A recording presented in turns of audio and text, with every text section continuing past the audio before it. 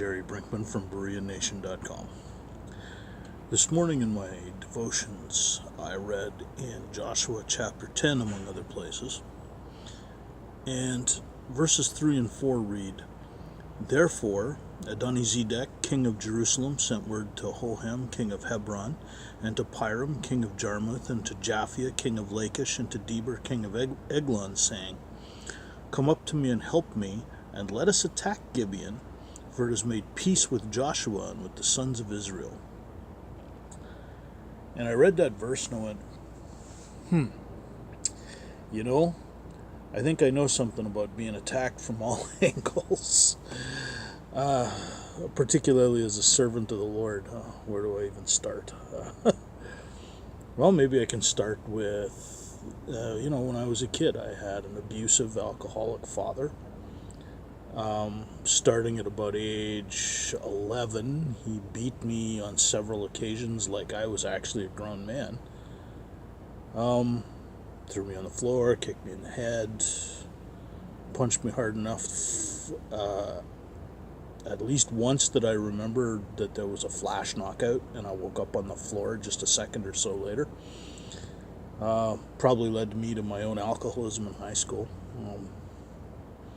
My high school friends, of course, were no help. Most of them bullied me mercilessly. So I did what every good alcoholic does. I drank at them. Yeah. It's kind of like, wanting to kill your enemy so you drink the poison and wait for your enemy to die. It makes about that much sense. So where was I? They were no help. Now, I did have a couple of good friends in high school. They were other bullied guys, actually, and, they were good friends. It was kind of small consolation, though. They didn't understand what I was going through, certainly, and they actually had decent parents. Yeah. So I became a Christian at 18. I wasn't quite done high school. Back in the day, there was something called grade 13 in Ontario. Now I think they call it OAC, or Ontario Academic Credit, and you only take them if you're going to university as opposed to going on to trade college.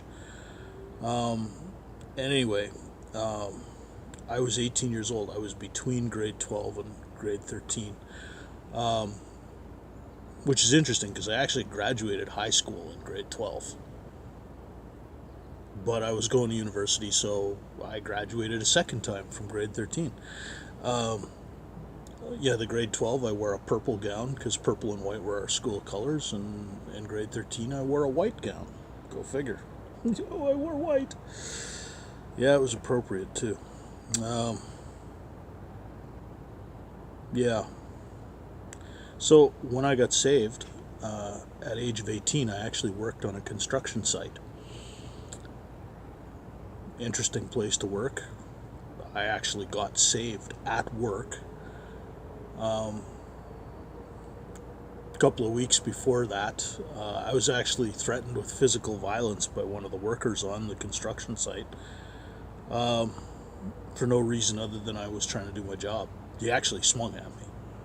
I ducked, and then there were guards all around me, and they came to my rescue really fast. So I'm just, So I went to university. Actually, let me back up a bit. From high school, while I was still in high school, I started to go to a Pentecostal church. You have to understand, I was saved through the charismatic movement when a former Catholic, who was then charismatic, preached the real gospel to me, that Jesus saves. Didn't have to explain to me I was a sinner. I knew I had done wrong. But all of a sudden I had this solution presented to me for everything that was wrong in my life, and I took it. I yielded to Christ, and I don't think it had a thing to do with me. But I do know that when I yielded, Jesus cleansed my sins. I could feel a almost physical difference. I felt like the weight of the world had come off my shoulders, for one thing. And there was almost an instant ability to resist sin. Won't go into the details, but yeah, it was like that. And so I went to university. In my first year, towards the end of it, after backsliding a little bit, going back into the bottle a little bit, okay, a lot, it was university. I found some people who went to a Brethren-like assembly, really, really fell in love with the place for the first year or two, maybe. And then I started to get involved with the Bible Study Club, which was an outreach of theirs to Carleton University, where my degree is from. But I found very quickly that they were very legalistic and controlling, and it actually was a personality cult that surrounded an individual named George Geftakis, who I understand died in 2014. But having said all that, look, I'm not really trying to hold a grudge. In fact, I'm trying not to hold a grudge. During all that time, some good things happened. I mean, I got married. I had 3 kids in 3 years. That assembly fell apart, you know. And for about a year, we didn't do anything or go anywhere because I personally needed to heal from that place. And I ended up going to a Baptist place because I knew the minister from university. He had been the university chaplain when I was at Carleton. Then our church got a new pastor who's female. Yeah, I didn't really have anything to say about it because I wasn't a church member yet and I couldn't vote on the issue. So, anyway, obviously I felt like I needed a little bit more grounding in the faith. So I started to look for the truth.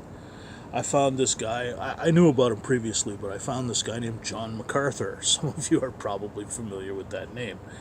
And a bunch of other Reformed preachers. James White is a really great Greek scholar. Justin Peters, more recently, a friend of mine turned me on to him. Paul Washer, all of these guys, right? I started to really pay attention to what they had to say, because what they have to say is truth in life. And, you know, through various machinations of what was going on in the job world, I ended up in business for myself. I opened my own financial planning practice, and that was the beginning of a downward spiral. This is where I'm talking about where I feel like I know what it means to be attacked from all sides as a servant of the Lord. Remember that alcoholic father who never admitted he was an alcoholic? Well, he reconciled.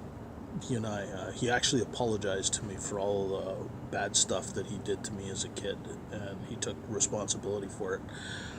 Shocked the pants off me, but you know, he did that, and he died about 6 months after.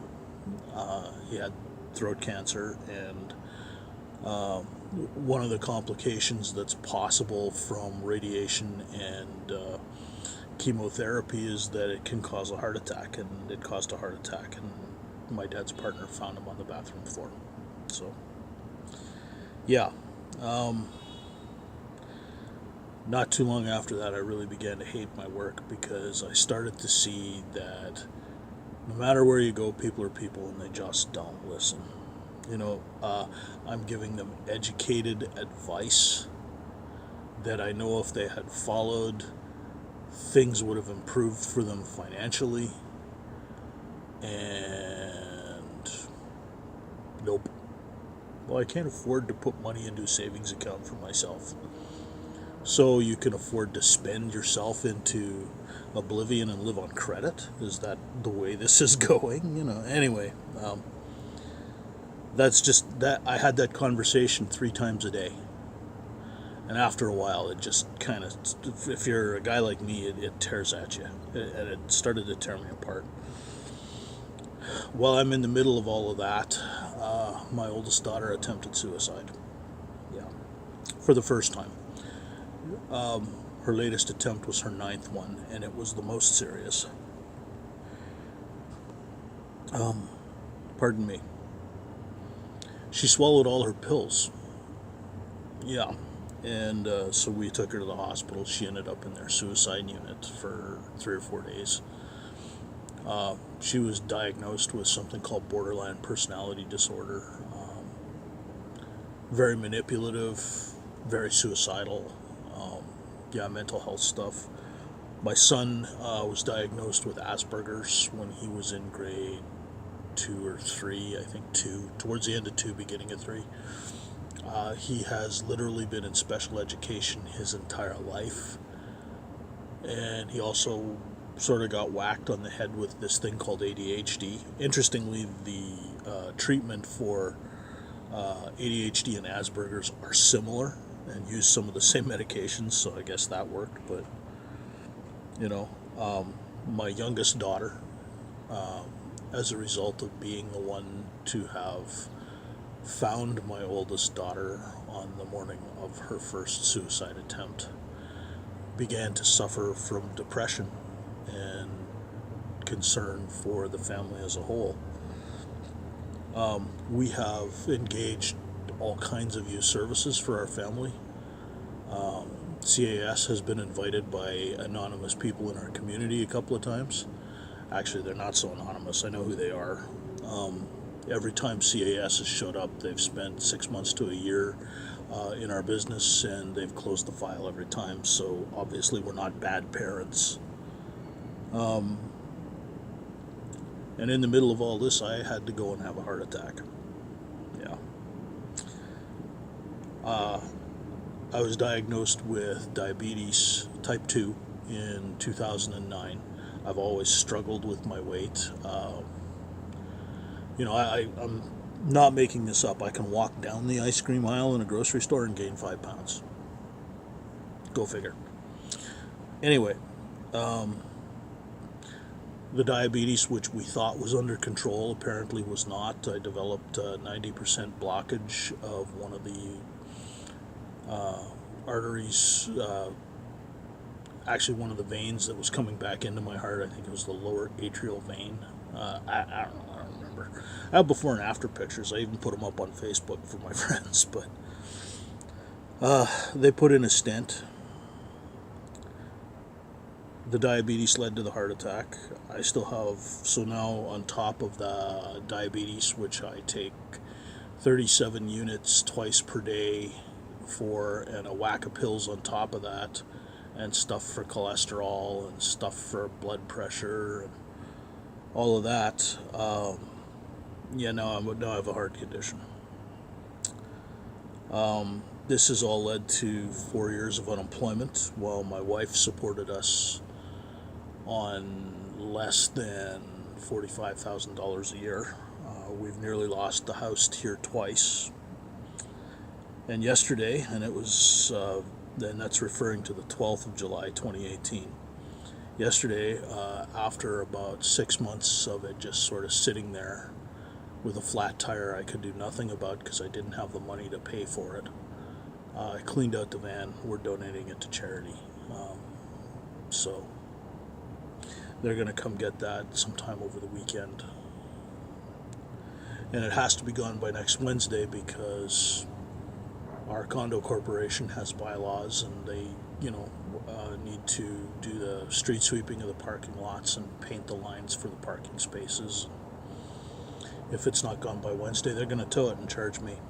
Yeah, so I think I know a little bit about being attacked from all angles as a servant of the Lord. Yeah. And out of all this, and I guess this is the good news, God calls me, yet again, to the ministry of His Word. Go figure. There's this verse in, I believe it's 1 Corinthians. There's one like it in Romans too.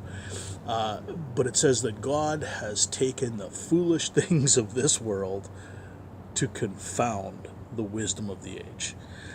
It's a paraphrase. I don't really remember it, and I didn't look it up before the video, but that's kind of how I feel, like one of those foolish things. And it never struck me until I read it this morning, here in Joshua chapter 10, that there's another side to this. and that all of the human agents of the enemy are simply afraid. And as unfun as my life can be at times, I have to say there's probably things that could be worse.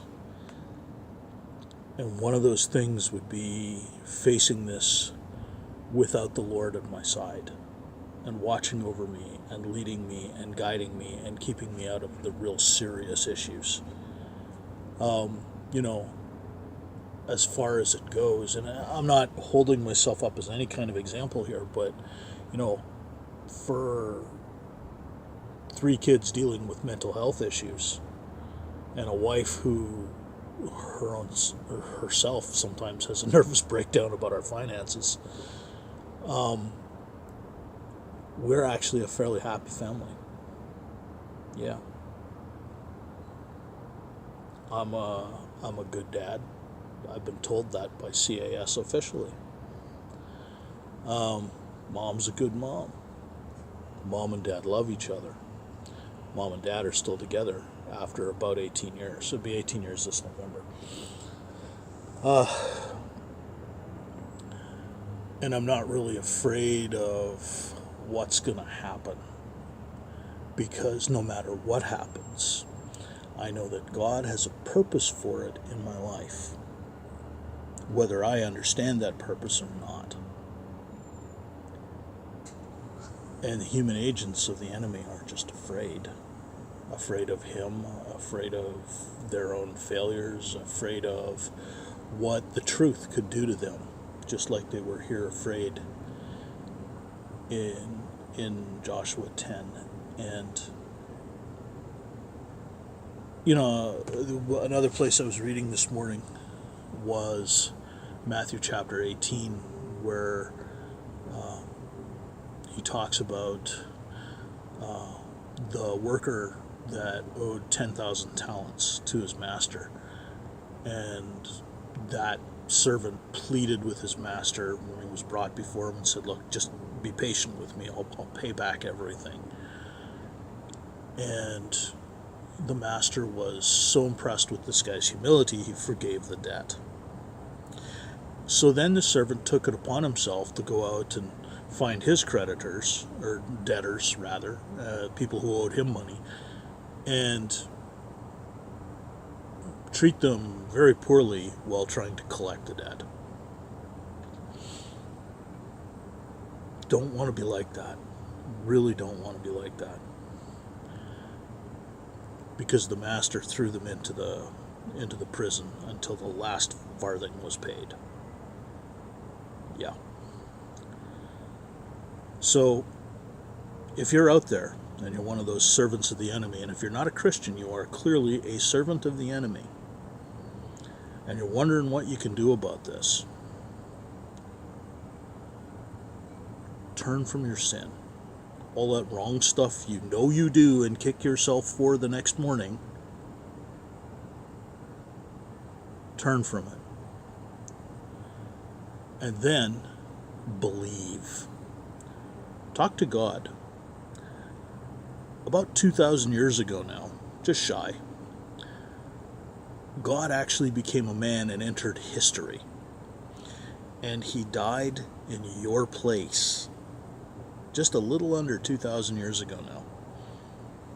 And his death on the cross actually paid the penalty for all those wrong things you kick yourself for. And if you'll turn to him, he'll do what he did for me. He'll cleanse you. The weight of the world will come off your shoulders. I know, because it did for me. I'm Gerry. I'm coming to you from BereanNation.com. Lord bless you. And if you don't believe me, study the scriptures daily to see if these things are so.